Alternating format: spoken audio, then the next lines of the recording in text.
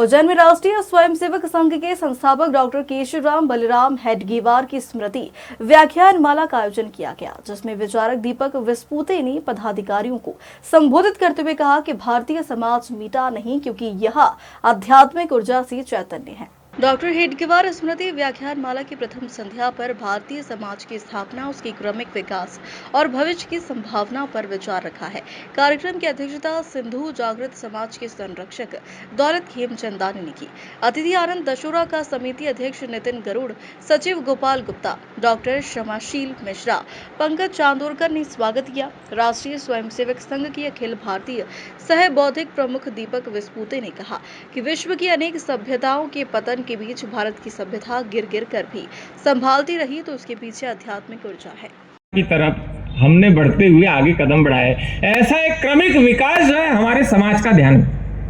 एक समाज में हमारे विकास की एक कंटिन्यूटी रही, उसी क्रमिक विकास में हम बढ़ते हैं और इसी नाते हम सबका जो मूल है वो सबका मूल एक है।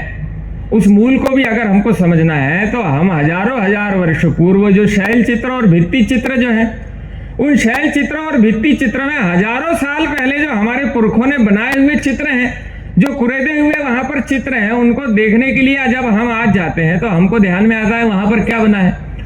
तो हमको वहीं पर शंख मिलता है, वहीं चक्र मिलता है, पद्म मिलता है, गदा मिलता है, सिंह मिलता है, वहां पर गरुड़ मिलता है, वहां पर नाग मिलता है, वो हमको मिलता है। धीरे धीरे जब ग्राम्य सभ्यता और लोक संस्कृति की तरफ हम बढ़ते हैं तो मिट्टी के घर बनने लगे। उन मिट्टी के दीवारों पर बनने वाला जो कुल मिलाकर वर्णन है, वो जो चित्र है, वो सारे चित्रों का अगर हम विचार करेंगे तो वो गेरू है, चौक है, छुई है, उससे भी वही सब मिलेगा। और आज हमने विकास करते करते इस अवस्था में आए तो सुंदर अल्पना जो है, जिसको हम रंगोली कहते हैं, वो भी एक विकास के क्रम में आए। मंदिरों में हमारी नक्काशी, इन सबको भी अगर हम देखेंगे तो सुधार होता गया, एक क्रमिक विकास होता गया, पर मूल जो है वो हमारा वही।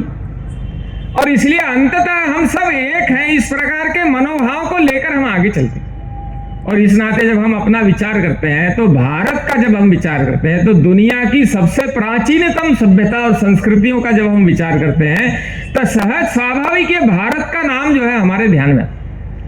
भारत का इस प्रकार का एक सनातन प्राचीनतम इस प्रकार का विकास का जो क्रम है, उसके चलते हम इस अवस्था की तरफ आके, और इसलिए जो समाज, जो सभ्यता, जो संस्कृति जो जितनी अधिक पुरानी रहती,